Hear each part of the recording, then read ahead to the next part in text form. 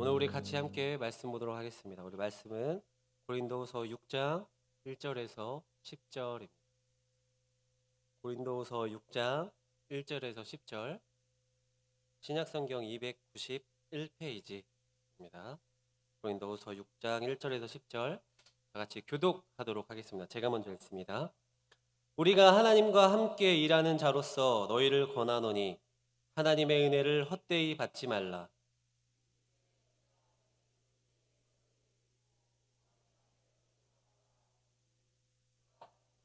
네, 우리가 이 직분이 비방을 받지 않게 하려고 무엇에든지 아무에게도 거리끼지 않게 하고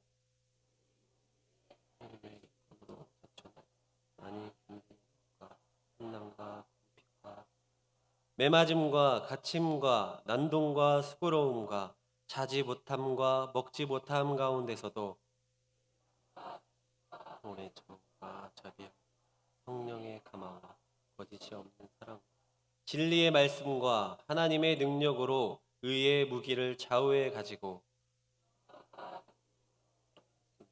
악한 이름과 아름다운 것으로 우리는 속이는 자 같으나 무명한 자 같으나 유명한 자요, 죽은 자 같으나 보라 우리가 살아있고 징계를 받는 자 같으나 죽임을 당하지 아니하고, 근심하는 자 같으나 항상 기뻐하고 가난한 자 같으나 많은 사람을 부요하게 하고 아무것도 없는 자 같으나 모든 것을 가진 자로다. 아멘. 지금 이 시간 예배를 사모하고 이 자리에 나와서 온 마음과 정성을 드리는 우리 성도님들을 주님의 이름으로 환영하고 사랑하고 축복합니다.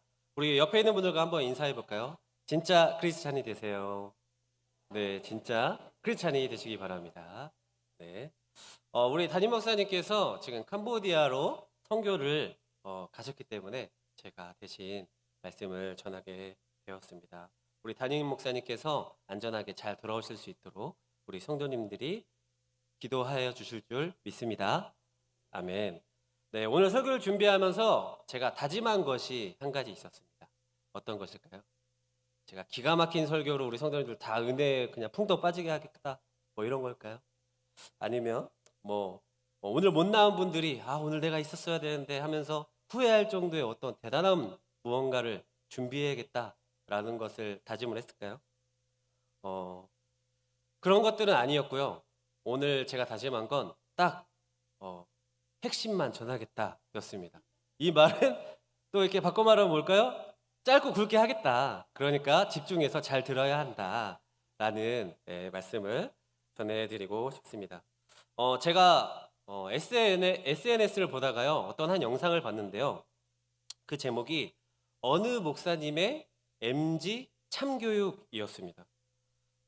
MG는요, 10대에서 한 30대 정도 이 사이에 있는 친구들을 말하는데, 내용은 이렇더라고요. 어느 목사님께서 맥도날드의 드라이브 스루를 이렇게 이용하려고 하는 차였어요.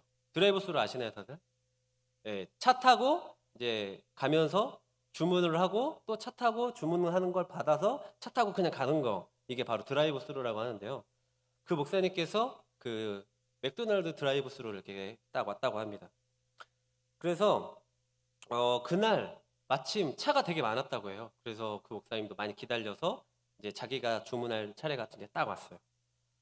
그래서 이제 주문을 이렇게 하고 있는데 눈이 잘 안 보이셔서 이 목사님이 잘 못 걸으셨다고 합니다. 그래서 시간이 좀 많이 오래 걸리셨다고 해요. 그랬더니 갑자기 뒤에서 빵빵이라는 이렇게 소리가 들리는 거예요. 그래서 봤더니 뒤에 있던 MZ 세대 같은 그 한 청년이 계속 빵빵거리면서 아저씨 빨리 가세요, 할아버지 빨리 가세요, 막 이렇게 재촉했다라는 것입니다. 결국에는 이제 주문을 다 하고 이제 주문을 받는 곳에 이 목사님 가셨어요. 그래서 딱 가서 이제 주문을 한 걸 이렇게 받고 이제 계산을 하잖아요. 그런데 이 목사님께서 하신 행동이 참으로 기가 막혔어요. 어떤 행동이냐? 그 뒤에 있는 것까지 계산해 달라고 하면서 이렇게 카드를 긁었다라고 하시더라고요. 그래서 이 모습을 보고 나도 저렇게 멋진, 나한테 뭔가 이렇게 빵빵거리고 조금 부정적으로 이렇게 행동했지만 이 목사님처럼 행동하는 이런 멋진 목사가 되어야겠다, 멋진 크리스찬이 되어야겠다라고 생각했어요. 그런데 여기서 반전이 있었습니다. 어떤 반전이냐? 목사님이 주문했던 음식과 뒤에 MZ세대가 주문했던 음식을 모두 가져갔다라는 거예요. 참으로 황당하죠? 아니 뭔가 미안해서 계산해 준 줄 알았더니 참교육을 하려고 너 당해봐라 하면서 이렇게 다시 가서 다시 또 차 이렇게 줄 서고 하면 30분 이상 걸리는데 말이죠. 그래서 음식을 모두 가져가 버리는 웃지 못할 이야기가 있었습니다. 그래서 이 이야기의 교훈을 제가 곰곰이 한번 생각해 봤어요. 이 이야기의 교훈이 뭘까? 한번 선하게 잘하자, 아무에게나 잘하자, 이런 교훈이 있을 수도 있고, 아니면 누구도 믿지 말자, 이런 느낌이 있을 수도 있는데, 제가 받은 교훈은 이거였어요. 보이는 것이 다가 아니다. 목사님의 뒤에 있던 이 MG는 자신이 함부로 대했지만 그것이 호의로 다가와서 참으로 놀라고 감사했겠지만 나중에는 그것이 아니라는 것을 알았을 때 어땠을까요? 황당하고 분노했을 것 같아요.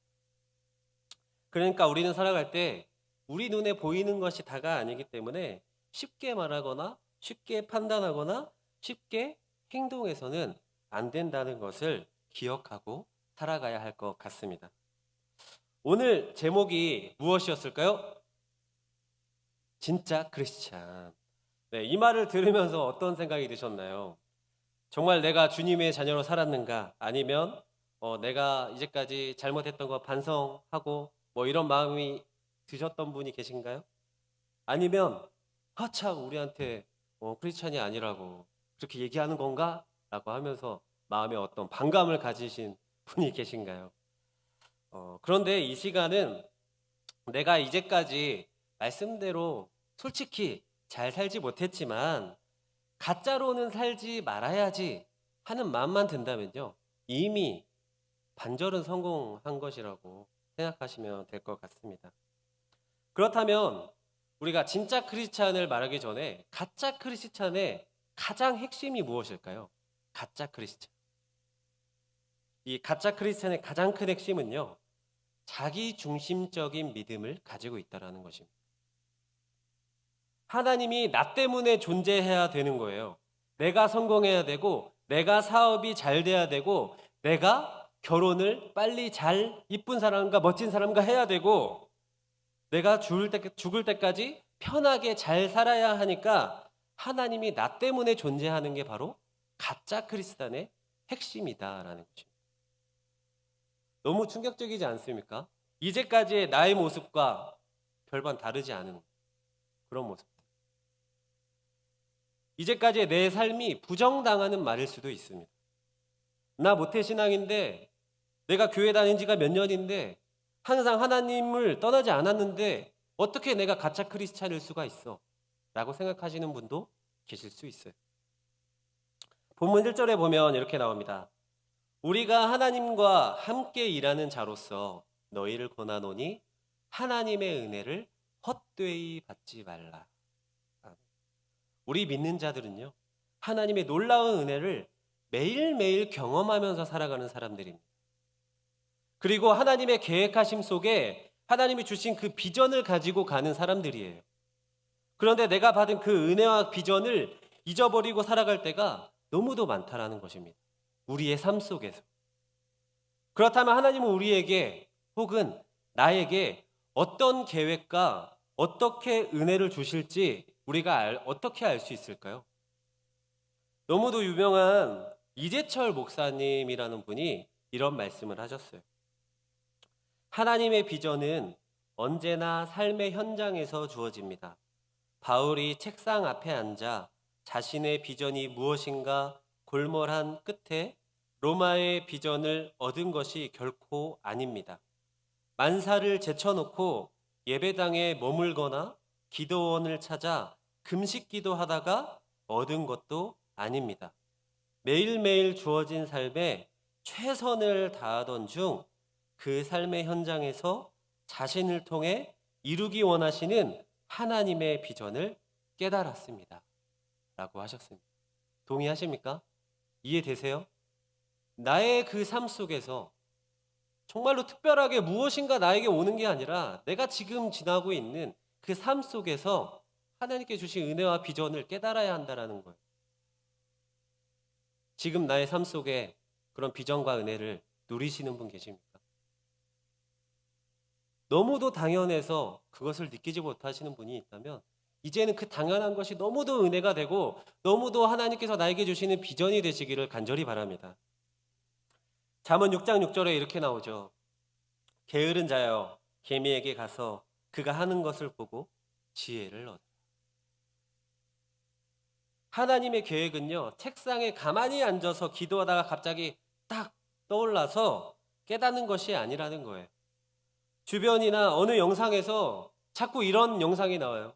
하나님이 나를 부르셨어. 그래서 내가 이 자리에 있고 내가 잘 됐어. 하나님 나를 부르셨기 때문에. 어느 날 갑자기 하나님이 나한테 이런 것을 시키셔서 내가 했더니 내가 잘 됐어. 라고 하는 이런 분들만 자꾸 영상에 나오다 보니까 나도 그렇게 나야 되는 거 아닌가. 뭔가 특별한 것이 있어야 되는 게 아닌가. 라고 착각하시는 분들이 너무도 많다라는 거예요. 이 한국교회. 그것이 맞습니까? 물론 그것이 확률적으로 정말 조금은 있을 수 있어요. 그런데 어찌되었든 내가 가는 그 길에 하나님께서 함께 하시니 뭐든 잘 되겠지. 그런 안일한 마음을 가진 분들이 있다면 지금 생각을 고쳐 먹으셔야 한다는 것입니다. 우리가 하나님의 계획을 정확히 알 수 있는 방법은 우리의 삶의 현장 가운데에서 발견하는 것밖에 없다는 것을 깨달으시기를 간절히 바랍니다. 그러므로 하나님이 이미 우리에게 주신 그 귀한 은혜들 있잖아요. 그 귀한 경험들 있잖아요. 그래서 우리를 통해서 일하실 그 비전과 계획을 어느 틀 안에, 나의 어떤 틀 안에 가두지 않으셨으면 좋겠어요. 내가 이것을 하면 하나님께 분명 이걸 해주실 거야. 내가 이렇게 하면 누가 변할 거야. 나의 이웃이 변할 거야. 내 가족이 변할 거야. 내 자녀가 변할 거야. 라는 어떤 틀 안에 가두시지 말라는 말씀입니다. 예수님은요, 나와 우리 모두를 자유하게 하셨어요. 가짜로 사는 것이 아니라 진짜로 살아가게 하셨어요. 왜요? 그래서 우리를 너무도 사랑하시기 때문에 진짜로 살아가게 하셨다라는 것입니다. 그래서 십자가에 대신 죽기까지 하셨어요. 참으로 대단하지 않습니까? 하나님이 주시는 그 은혜를 받고 그 은혜에 감사하며 진짜 하나님의 자녀로, 진짜 크리스찬으로 살아가는 사람은 어떤 마음을 먹으며 어떻게 살아가게 됩니까? 본문 4절과 9절을 함께 읽어보도록 하겠습니다. 4절에서 9절입니다.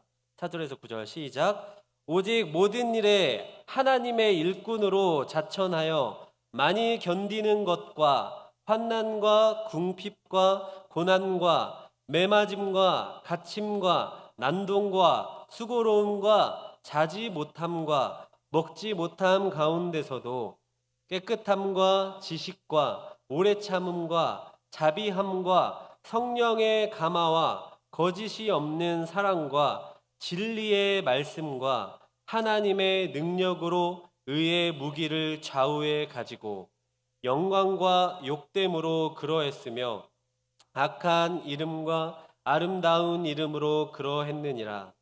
우리는 속이는 자 같으나 참되고 무명한 자 같으나 유명한 자요 죽은 자 같으나 보라 우리가 살아있고 징계를 받는 자 같으나 죽임을 당하지 아니하고. 아멘.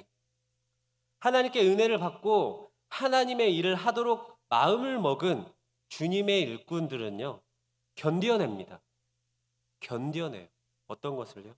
환난과 궁핍과 고난과 매맞음과 갇힘과 난동과 수고로움, 그리고 자지 못함과 먹지 못함 가운데서도요, 어떻게 한다고요?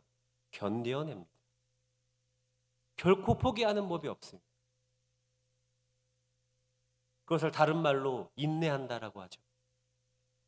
그래서 진리의 말씀과 하나님의 능력으로 이 세상의 기준을 깨부수고 하나님의 방식으로 하나님의 영광을 위해 살아가는, 진짜로 살아가게 될 것입니다. 이왕 하나님을 믿었으면 이런 마음을 먹고 정말 담대하게 용기 내서 살아가야 하지 않겠습니까? 그런 주님의 일꾼들이 우리 오송생명교회 성도님들이 다 되시기를 주님의 이름으로 축복합니다. 그런데 그런 분들이 있어요. 남들은 가족끼리 다 여행 가고 맛있는 것 먹으러 다니고 재미있는 시간을 보내고 있는데 우리는 왜 이 자리에 모여서 하루 종일 피곤하고 또 하루 종일 예배하고 하루 종일 봉사하고 왜 그렇게 살아가야 합니까? 라고 질문하는 분이 계실 수 있어요. 세상에서 그러죠. 교회 가면 뭐가 좋냐고, 교회 가면 어떤 이득이 있냐고, 뭐가 나오냐고 조롱 섞인 목소리를 합니다. 그때 무엇이라고 답하시겠습니까?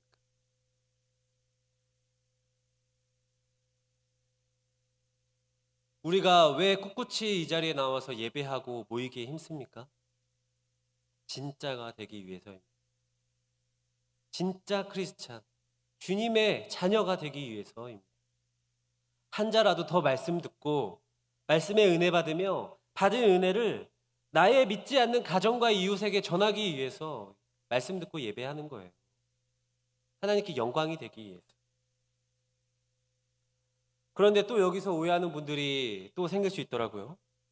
내가 가정을 돌보지 않고 예배에 나온다고 하면 그것이 옳은 것입니까? 가정이 먼저 아닙니까? 라고 하는 분들이 계실 수 있어요. 맞죠? 우리가 그냥 1차원적으로 생각하면 맞아요, 그 말도. 그런데요, 그 말을 하기 전에 전제가 있습니다. 어떤 전제가 있냐? 본인부터 진짜가 되어야 한다라는 것이. 성경 말씀을 인용해서 내 마음대로 나에게 맞는 대로 가장 먼저 챙겨야 되기 때문에 나 먼저 갈게요. 나 이거 못해요. 가장 먼저 챙겨야 되기 때문에. 이런 분들 있으시죠? 조심하셔야 돼요. 제일 위험한 분들입니다. 사역하다 보면요, 이런저런 기도 제목을 주시는 분들이 계세요. 너무 감사하죠. 저에게 어떤 개인적인 일들 이렇게 솔직하게 이야기하면서 저에게 기도 부탁하시는 분들, 정말 목사님의 기도가 필요합니다 하고 기도 부탁하시는 분들이 계세요. 그러면요, 저는 너무도 감사해요. 그런데 저에게 그렇게 기도 부탁하시고요, 본인은 기도하지 않고 예배 나오지 않는다는 거예요. 그것이 되겠습니까? 참으로 아이러니해요. 기도 부탁은 하는데 정작 본인은 예배하지 않고 기도하지 않아요. 이런 기도 하나님께 들어주실까요? 제가 아는 하나님은요, 본인도 하지 않는 기도를 들어주시는 하나님이 아니셨어요. 남에게 기도 부탁한다고 해서 남이 내 기도를 대신해 준다고 해서 이루어지는 분이 아니시다라는 것입니다. 제발 본인의 입맛에 신앙생활하는 가짜가 되지 않으시기를 주님의 이름으로 간절히 바랍니다. 제일 위험한 분들이요, 이런 분들이에요. 난 이것도 하고 저것도 하고 요것도 하고 저것도 하니까 나는 신앙생활 너무도 잘해. 나는 진짜 하나님의 자녀야. 이렇게 생각하시는 분들이 있어요. 그런 분들 제일 위험합니다. 잘 들으세요. 신앙의 연수가 높으신 분들 더 위험한 사람들이, 잘 들으세요. 정말 그 봉사와 그 일들을 하면서 정작 자기와 자기 가정이 간다는 것을 깨닫지 못해요. 너무도 바쁘게 지나기 때문에 그런 것들을 생각할 시간이 없다라는 거예요. 차라리 그런 분들에게 해드리고 싶은 말은요, 말씀에 빗대어서 이렇게 말씀드리고 싶습니다. 잠잠하라. 차라리 잠잠히 하나님이 일하게 하시기 전까지 기다리고 기도하는 것이 오히려 신앙생활 하는데 더 큰 도움이 될 수 있다는 것입니다. 그러면 우리가 기도는 왜 해야 될까요? 기도는 왜 해야 돼요? 그냥 하라고 하니까? 어차피 하나님의 계획대로 하실 거면 우리는 기도를 왜 해야 됩니까? 라고 묻는 분들이 계세요. 그런데 그런 분들에게 말씀드리고 싶은 것은요. 기도를 하다 보면 똑같은 기도를 계속 쭉 하다 보면요. 우리가 구하는 것보다 더 큰 복을 주시는 하나님을 발견할 수가 있게 돼요. 우리가 구한 그 기도보다 더 큰 복을 주시는 그 하나님을 발견하게 된다니까요. 우리가 기도를 하게 되면 우리의 그 작은 생각으로 정말 쥐어짜내서 기도를 했을 때 정말 그 기도를 더욱더 기쁘게 보시고 또 좋게 받아주시는 그 하나님께서 그 기도보다 더 큰 복을 미리 준비하시고 예비하고 계시다라는 거예요. 우리가 기도를 함으로써요. 놀랍지 않습니까? 세상의 종교나 세상 사람들은요, 자기가 그 생각한 정도로만 이루어져도 너무도 기쁘게 살아요. 그렇지 않습니까? 그런데 우리 하나님께서는요, 그 자녀, 우리가 원하는 것보다 더 큰 것을 주신다니까요. 기도하면. 그렇다고 내 욕심을 채우기 위한 기도를 하라는 것이 아니에요. 내 삶에서 하나님을 나타낼 수 있는 기도를 하셔야 할 것입니다. 그래서요, 이런 말도 있죠. 눈물의 기도는 망하는 법이 없습니다. 라는 그런 말이 있어요. 제가 이제 교육부서를 맡고 있다 보니까 많은 이제 부모님들이나 뭐 이런 분들이 뭐 상담도 하고 고민도 얘기하세요.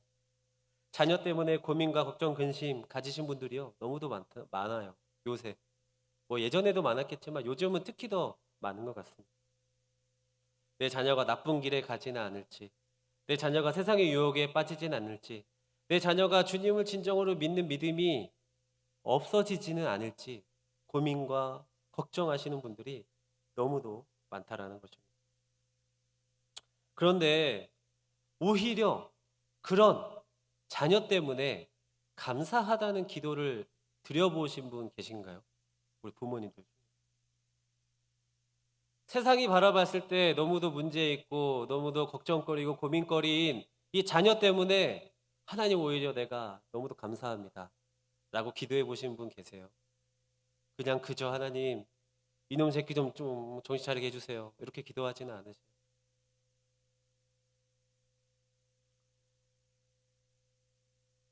참으로 여기서도 정말 아이러니한 것은요. 하나님을 너무도 사랑한대요. 너무도 사랑한대요. 하나님을 믿는데요. 그런데 그 사랑하는 하나님을 믿지 못하는 행동들을 우리는 너무도 많이 하면서 살아갔다는 것입니다. 이사야 41장 10절에 이렇게 나옵니다. 두려워 말라, 놀라지 말라, 내가 너와 함께함이라. 무거운 짐 진 자여 다 내게로 오라, 내가 너희를 쉬게 하리라. 아멘. 이미 하나님이 나와 우리 자녀와 가정을 책임지시겠다고 약속하셨어요.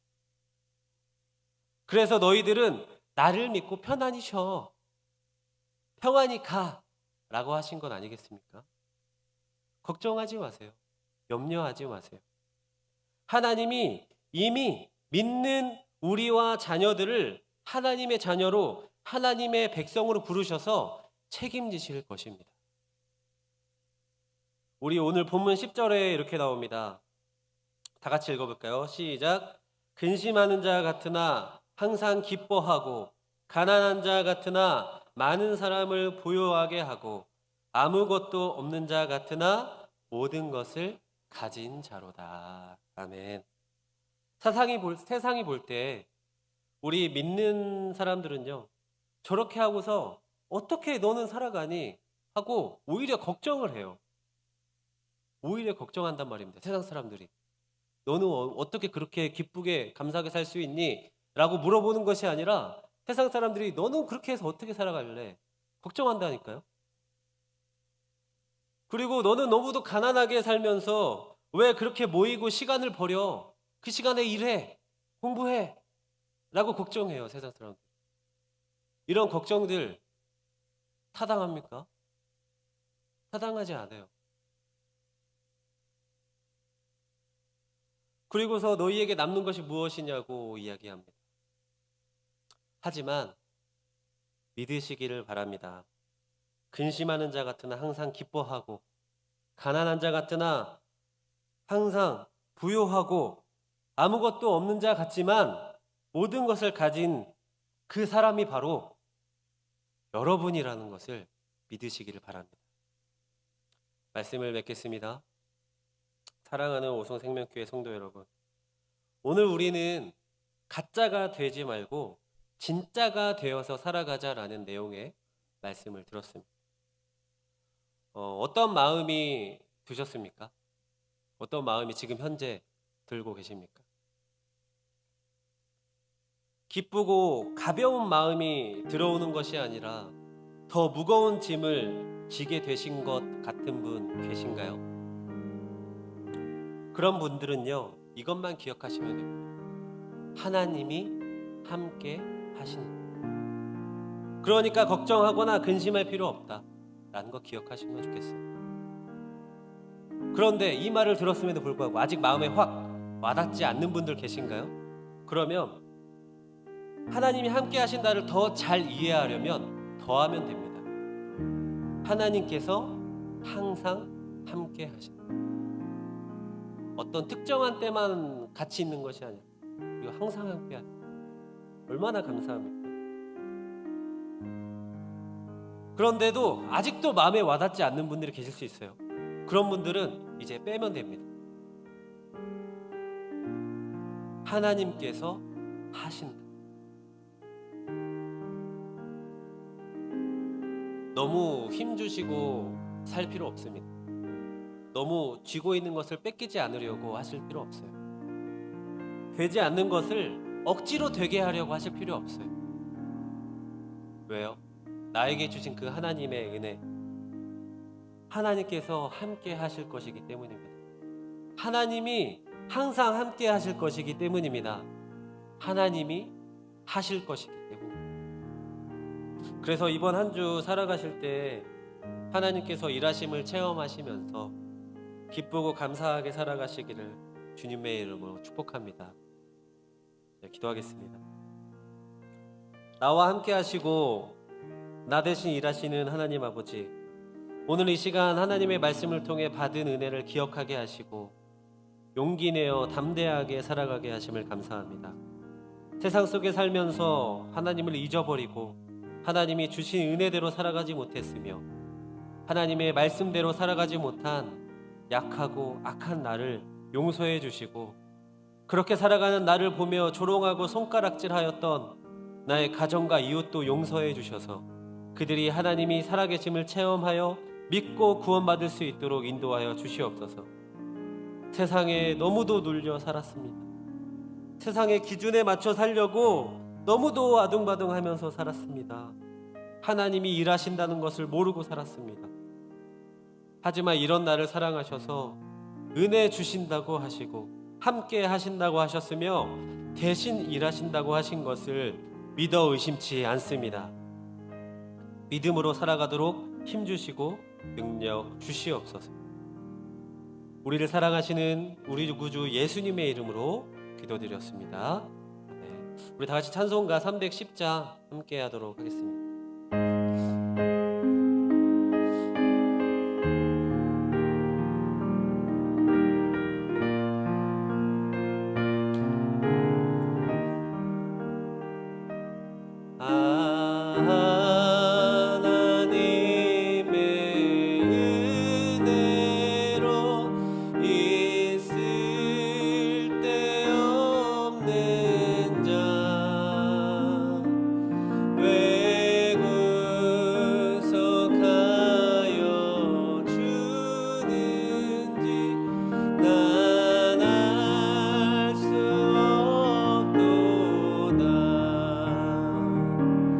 내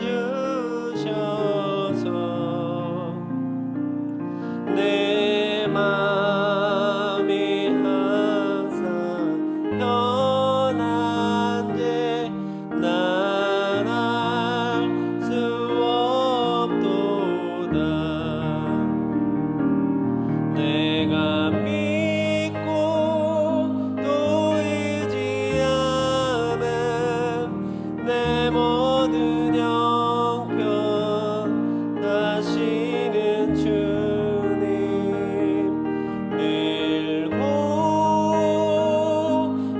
주실 것을 나는 확실히 아네.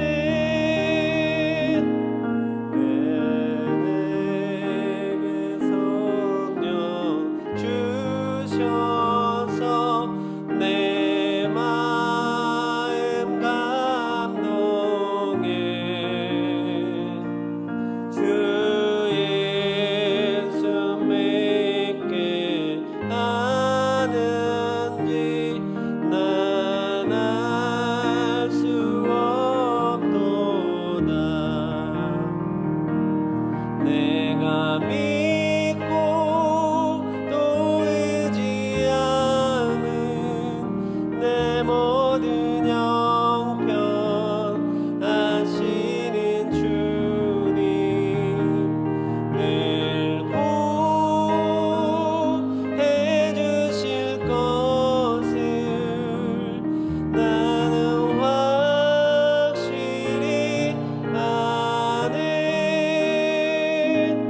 주 언제 강림하실지 혹밤에 혹낮에 또 주님 만날 그곳도 난 알 수 없도다. 내가 믿고 또 의지하는 내 모든 영광 주님 늘 보호해 주실 것을 나는 확실히 아멘. 귀한 헌금을 위해서 기도하도록 하겠습니다. 주님의 선하신 뜻 안에서 감사로 눈동자같이 지켜주시고 보호하신 주님께 두 자녀가 감사를 드립니다. 그리고 주일헌금 정상훈 목사님, 정혜준 청년, 그리고 유아유치부 주일헌금 드리셨습니다. 기도합니다. 이 시간 하나님 앞에 귀한 물질을 드렸습니다. 그리고 또 귀한 마음과 모습으로 나와 예배하고 기도하였습니다. 하나님, 이 하나님의 자녀들 하나님께서 축복하여 주시옵시고 그들의 건강과 사업과 학업에 함께 하셔서 그들이 하는 모든 일에 하나님께 영광이 되도록 지혜와 총명을 허락하여 주시옵소서.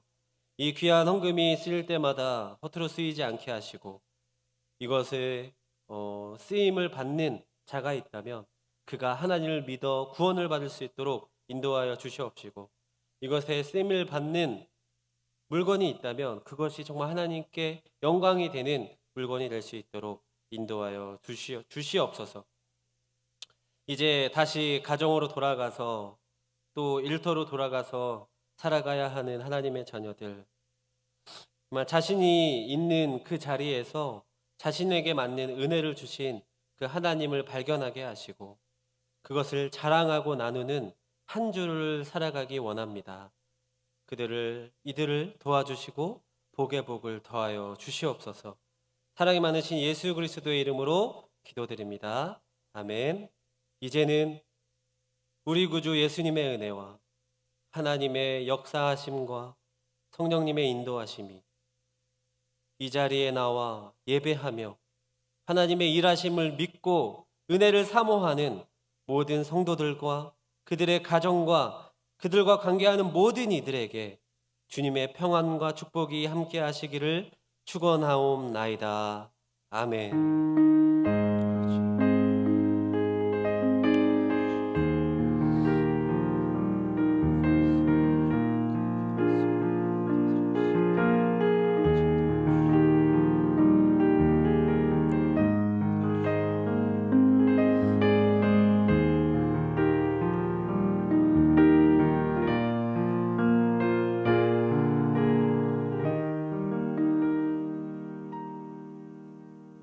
예배를 마쳤습니다. 한 주간도 하나님의 귀하신 은혜로 살아가기를 기도하도록 하겠습니다.